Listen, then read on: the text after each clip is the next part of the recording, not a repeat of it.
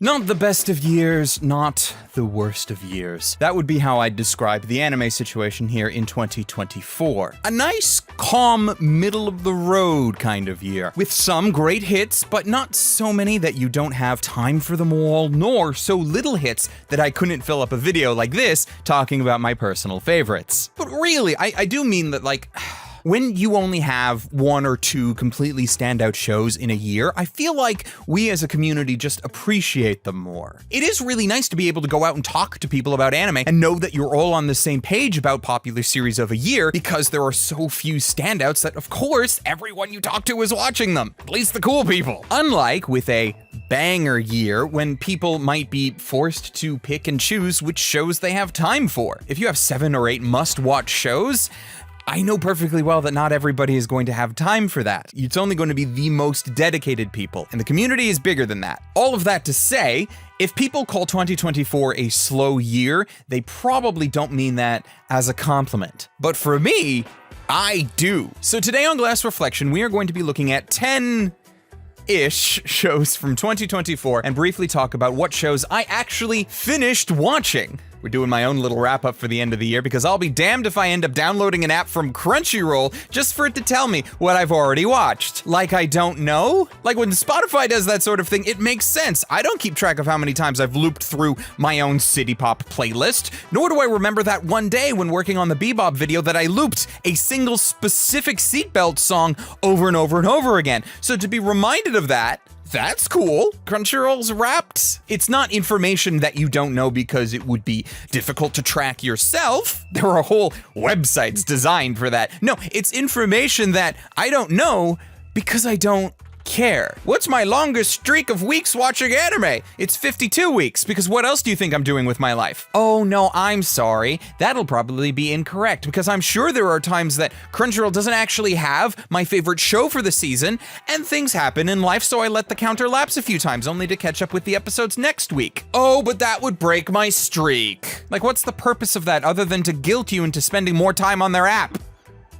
No. Anyways, I do start watching a lot of shows throughout the year. I try and sometimes succeed to at least start watching every show of every season, but I just don't finish them all. Many of them get cut for good reasons. Others get put on hold and then forgotten about until, I just scramble at the end of the year to finish them. But today we are focusing on what I actually found it within myself to finish. Which shows grabbed me enough that I watched them all the way through. And of course, which ones were I salivating at, just desperately waiting for the new episode to drop on a weekly basis. So, ladies, gentlemen, and others, my name is Arcada, and welcome to Glass Reflection, where today we are presenting the 2024 Year in Review. Let's start with the sequels. As some of you know, when I do seasonal videos throughout the year, I don't focus on sequels because they usually already have their own audience, and I'm not interested on focusing on those when I could be trying to convince somebody to become a new fan of something original. Do I need to sit here and tell you that you should have been watching the 3rd season of ReZero? No, because you probably already know if you want to watch that. Either you've watched the previous seasons and determined that the show is not for you, which is fair enough, by the way, or you haven't. So why am I telling you to watch season 3 when you should be going and watching season 1? So from my end, ReZero, Mushoku Tensei, and Corporate Meeting Simulator are all sequels that I did keep up with because I enjoy them for a variety of reasons. Though, I will admit, my patience was tried with that last one. Reincarnation as a slime is starting to get really close to that 3-digit marker of episodes, which means it will, if it hasn't already, fallen into that trap that long-running shonen have of just having episodes which you could skip and not miss anything meaningful.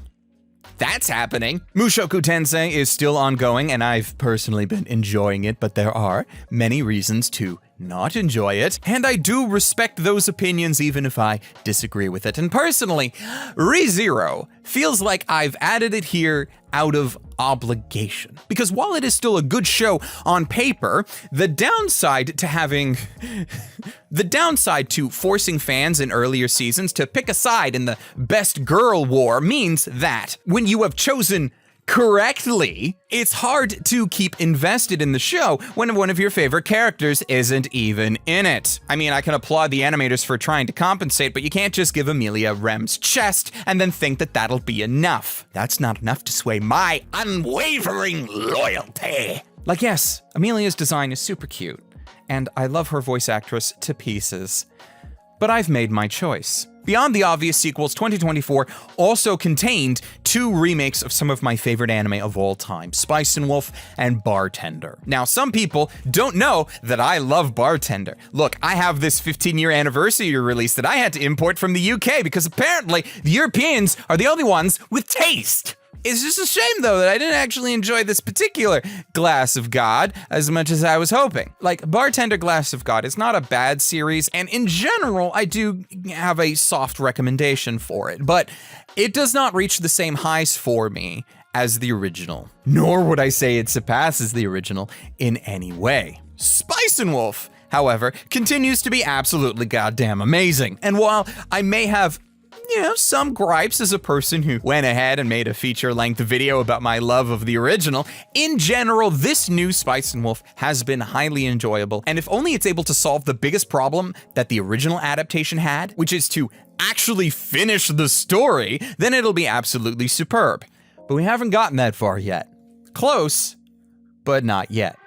That's it for the sequels. So next you might imagine that we'll just get into the list proper and talk about 10 good shows. But psych, the 10th spot is actually a whole slew of shows. In our number 10 slot for this year are a bunch of shows that I did truly finish watching because I enjoyed them. But honestly, I couldn't seriously recommend them to a general audience. I mean, there are things that are gonna come later that I can't recommend to a general audience either, but I usually love and support them enough not to care about that. So here in the 10th slot, we have shows like, as a reincarnated aristocrat, I'll use my appraisal skill to rise in the world, which has had 2 seasons come out this year, and it was an amazing start. It's just, gotten painfully slow in the latter half of season 2, and without a greenlit season 3, I do worry if I've slightly wasted my time and should have just gone and read the light novel or the manga, both of which are still ongoing, which also doesn't really help for my excitement of the adaptation, because it might just stop. Also in the 10th slot are other isekai and isekai adjacent shows that I've enjoyed, like Villainess, level 99, 7th Time Loop, The New Gate, Chillin' in Another World with level 2 super cheap powers, and even Fluffy Paradise. Shows that, again, I don't recommend to a wide audience, but I enjoyed them enough to finish them. And I think that that's worth mentioning. Then outside of isekai in the 10th slot, we get shows like 'Tis Time for Torture, Princess, for being a ridiculous comedy that I actually finished watching, unlike Nekotan, which I did not. And then you get some embarrassing romance series that I enjoyed, like An Archdemon's Dilemma, How to Love Your Elf Bride. And even more surprising to me, considering my comments that I made about it during seasonals, was How I Attended an All Guys Mixer, because I did not expect to actually enjoy that one as much as I did. Though some of my predictions about it turned out to be false, and I love when that happens. Plus, I can be a sucker for a particular type of romance that involves shows about guys getting embarrassingly confused about falling in love with girls whose job it is to dress up as men. And that is the 10th slot, which might as well be called the honorable mention slot. But I didn't call it that, so let's continue. Number 9.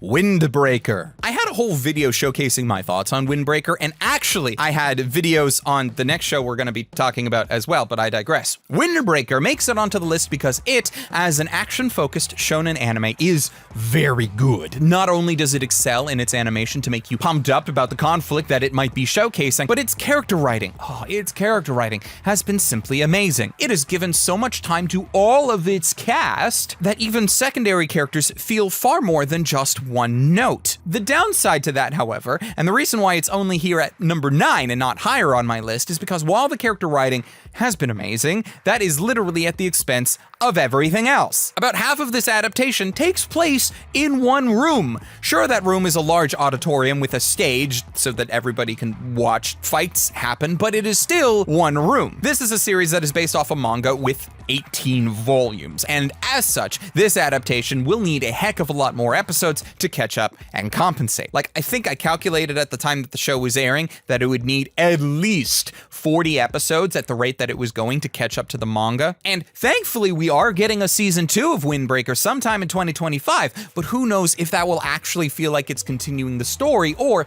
if, like season 1, it'll just feel like a very long prologue for a manga you still have to go and read. I can't say that I didn't enjoy the series. I did, but I've gone down this road before, and part of me just kind of wants to toss it and read the manga, because I feel like that's what I'm going to be forced to do anyway. Number 8, Kaiju. Number 8. The only reason Kaiju number 8 ranks higher than Windbreaker is because A, placing it in the 8th spot is just hilarious to me, and B, because I feel like it pays off its characters and its story far better. And if we never got another season of Kaiju, I think I would actually be content, which is a hilarious opinion to have, because I'm sure then I will get fans of the original material yelling at me, telling me that actually no, the pacing of this series is terrible and slow, and Production IG should be ashamed for how they have massacred this series. I'm not gonna go that far, but also looking at the art of the original and comparing it to the character designs of this adaptation, I can see why fans are displeased with it. Personally, I did enjoy so much of it, even if it just felt like a smash combining of narrative elements from like Attack on Titan and My Hero Academia. You can't tell me I'm wrong, but that is all you need. Fun action, good stakes in your narrative, and heck, let's just go punch some kaiju.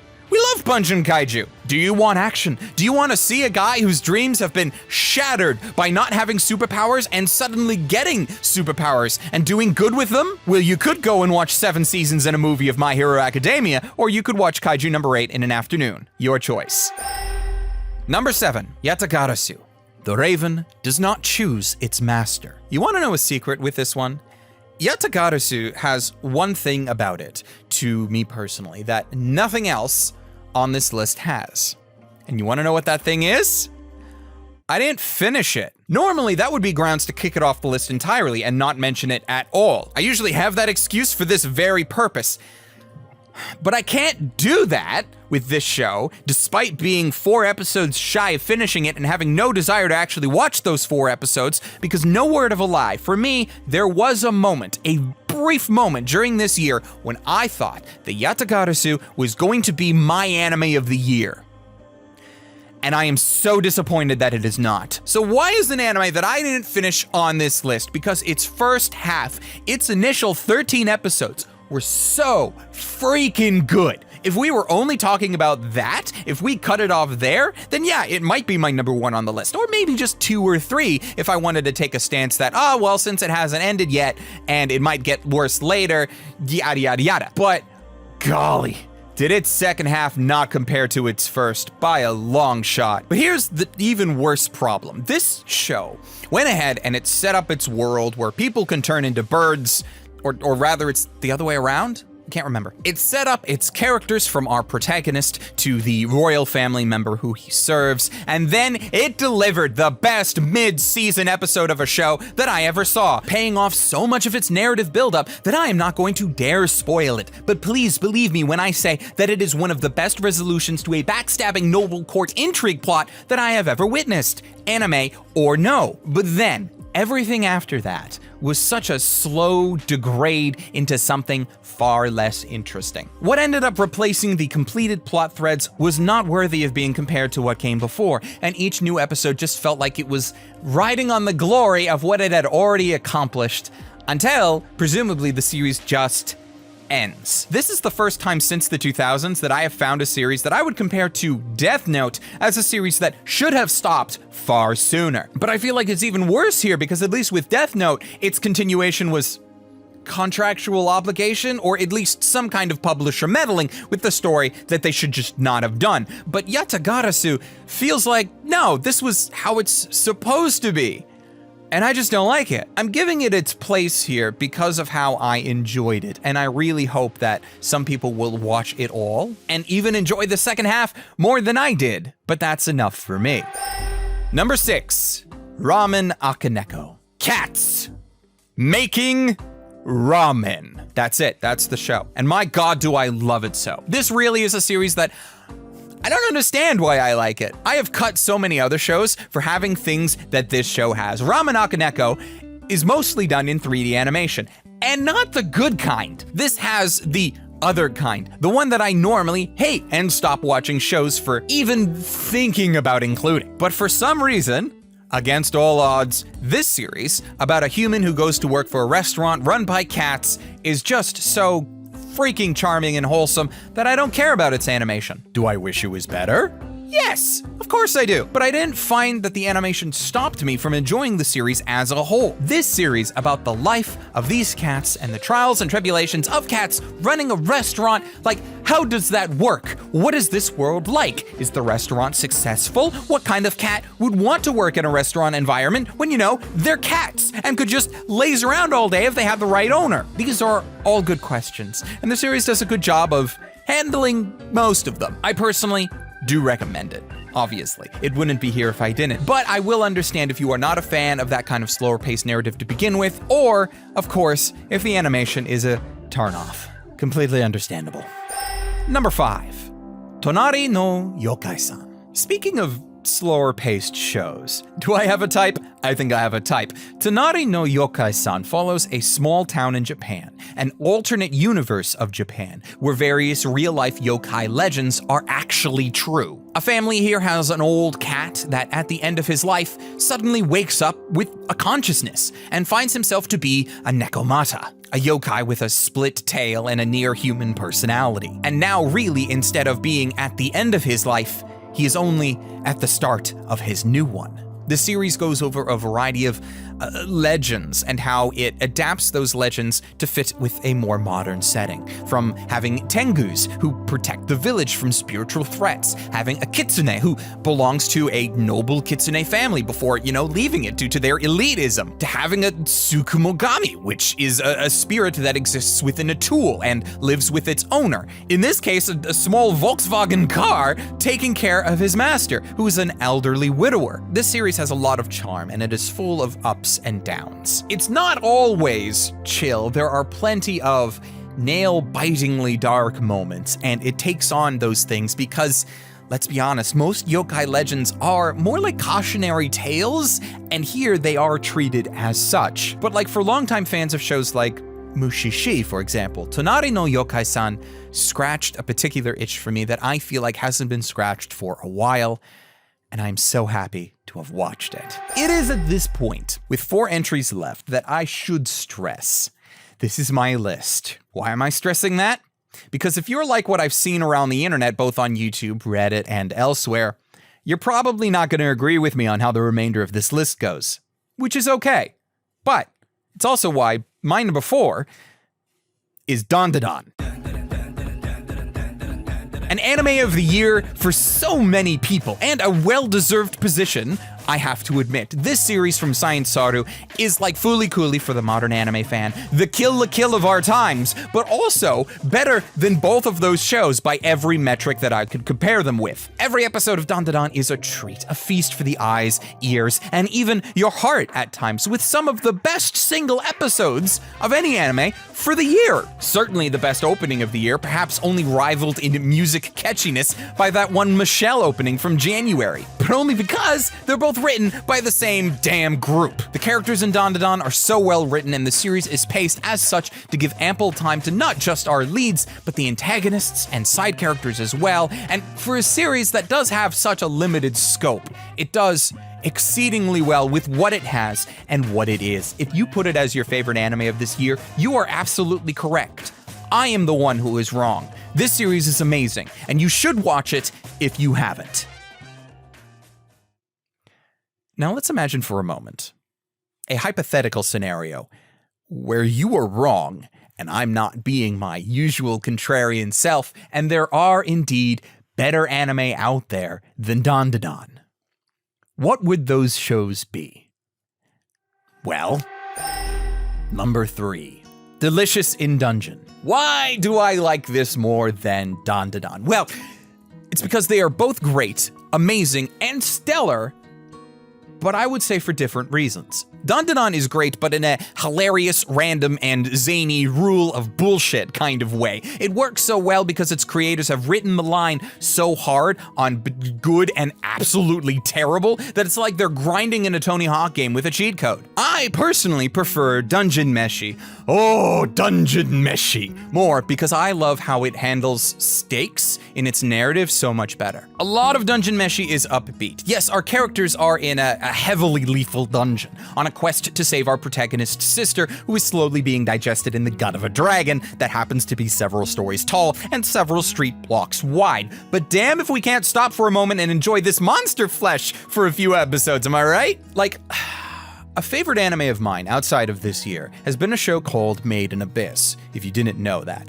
And one of the reasons for my favoritism of that show is because it has mastered a style of narrative storytelling that I call a spoonful of sugar helps the tragedy go down. And my God, does Dungeon Meshy do that so well. One episode, we have happy-go-lucky monster cooking, and the next, eldritch abominations and existential horrors. I am not joking. It is brilliant. The only thing holding Dungeon Meshy back, and it's a temporary thing, is that the series isn't over yet. But unlike adaptations for like Windbreaker, Dungeon Meshy's original material has, in fact, ended. So all that's stopping the anime from covering everything in this adaptation is the production staff's willingness and financial ability to actually complete the project. A season 2 has been greenlit, but who knows if that'll be enough to adapt everything else properly based on the speed they're going? Probably not. But that is like the only downside that I can attach to this show. And it's a downside that also happens to exist with my number 2 for this year. So let's talk about that. Number 2. Orb on the movements of the earth. This is one of those shows that is hard to recommend, not because it is bad, but because it is so good that me talking about any particular element and trying to explain why it's good or why I like it is an absolute spoiler. I could talk in broad terms about the story, but largely I do feel like it's the kind of one that you need to witness for yourself. But I know that's not enough, so let's try and keep it simple. Orb tackles a world where the church's rule is the law of the land. And since the church says that Earth is at the center of the universe, placed there by God, and all other celestial bodies move around it, any deviation from this theory is seen as blasphemy. And those who study astrology enough to notice the problems in the current celestial models of the sky are heretics. Orb follows those heretics, various characters from different backgrounds and skill levels who become driven by the truth behind the sky, who get massive pushback from the church, members of the Inquisition who discover them and try to hunt them down. That's the best I can do story-wise to describe the show, and even then, honestly, I feel like I've gone too far. This is the first time since, I think, Monster that I have watched a story that felt like this. Fitting because not only is it being animated at the same studio, the Mad Lads at Madhouse, which might explain some of the character design similarities despite having very few staff members in common, but also the show's opening theme is called Kaiju, which is basically just monster with extra Japanese steps. There are a lot of things about this show's narrative and how it tells its story that is unlike anything else. There is very little else that nixes predictable tropes or narrative conventions like this, and heck, by the end of episode 3, you'll be feeling like you're suddenly watching a different show from what came before, which you kind of are, but I can't really explain to you why. Like with Dungeon Meshy though, Orb is not finished. Heck, it's going on this list when, as I am sitting here, its existing slate of 25 episodes for its first season is only halfway done. Orb's got a whole nother 3 months before the end of its first season, and who knows how it's gonna go beyond that. Might it go downhill? Absolutely, but most of the telltale markers of that are not present. It knows what it is. The original material is done, so it's good to be adapted faithfully and in a well-paced way. I mean, I have been enjoying this series so much, and the only reason it is not number 1 is because it's not over yet. Like, I really do get very antsy about giving my number 1 to an unfinished show, because like, if I gave it to Yatagarasu back when it was only halfway done, and I thought it was absolutely amazing, I would have regretted that. Granted, in fairness, I did give my number 1 slot to Frieren last year when it still had a bunch of episodes to go, which also means that Frieren had episodes that aired within 2024. So yeah, about that number 1 spot for this year. It's not Frieren. Sorry to burst the bubble. Frieren gets an honorable mention because I'm not the kind of guy who will give an award to the same show twice. Frieren was my best of 2023. It is still currently standing as my favorite anime of all time until it inevitably gets surpassed. But for the sake of fairness, this year, 2024, it is not my number one. But here's a question. How do you decide your number one? Well, for me, it's very easy, actually. Well, most years it's easy. Sometimes I end up having to make like 2 shows share the number one spot, but my general guideline is this. It is not something that a show has, but rather how a show makes me feel. Can a show get me excited enough to watch it, regardless of whatever content it has, what characters are in it, anything like that? If I have days where I wake up knowing that today is new episode day for this show, and I am waiting for it to get posted so that I can watch it, that's my number one. And that only happened with one show this year. Sure, I was looking forward to Thursdays for Dondon and for Dungeon Meshy when it was airing. And then with Orb, okay, well, Orb I actually let sit for a number of weeks and let episodes build up. And actually, I forgot to catch up with it until recently, but I did catch up with it. But no, there was only one show that came out this year where I was literally pressing F5 on my keyboard, waiting for it to be posted so I could watch the new episode on some weeks. And that show was Dungeon People. And I can't really explain why. Like, if a Dungeon Meshy fan suddenly asked me, why the heck do I like Dungeon People more than Delicious in Dungeon, I would not have a good answer for them. On paper, over half of this list has better qualities than Dungeon People. On paper. And I bet out of everyone who watches this video, very few of them will have this series in their favorites for the year, let alone best of. But I'm a contrarian at heart. And again, no other show has made me this excited to watch it with every episode that aired. This cute, laid-back series about a girl who gets a job helping a young mage manage the local dungeon was fascinating. Just the idea behind it, of attempting to explain like common dungeon tropes and how someone or a group of someones would manage that place for adventurers to explore was great.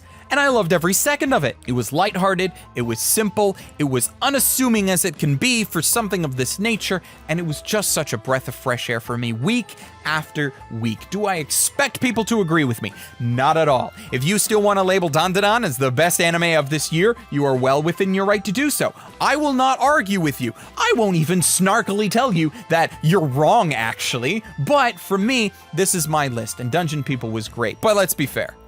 If Frieren wasn't disqualified for running last year, it would be my number one again. So in summary, go watch Orb, catch up on Delicious in Dungeon, and watch anything from today that I have mentioned that you haven't seen, but sounded interesting to you. As always, a shout out to supporters of this channel over on Patreon, as this video is not sponsored, and the more support we get over there, the less sponsors that Glass Reflection will need at any given time. So an immense thank you, especially to patrons like Siri Yamako, Ryfen Bonaparte, Omar Showman, Ross Emerson, Hector Montemayor, and Aiden. We can't continue this without your support, so however much you are able to help, I'm eternally grateful. But that is it for our show today. With any luck, you have some shows now that you missed out from earlier this year, and now you have something to do over the holidays during your free time. Assuming you live a life where you have any free time during Christmas, to which I say, good for you, not jealous or anything. And thank you for watching. Subscribe if you haven't, hit the like button if you enjoyed the video, and until next time, whenever that is, probably in the new year, watch more anime and stay frosty.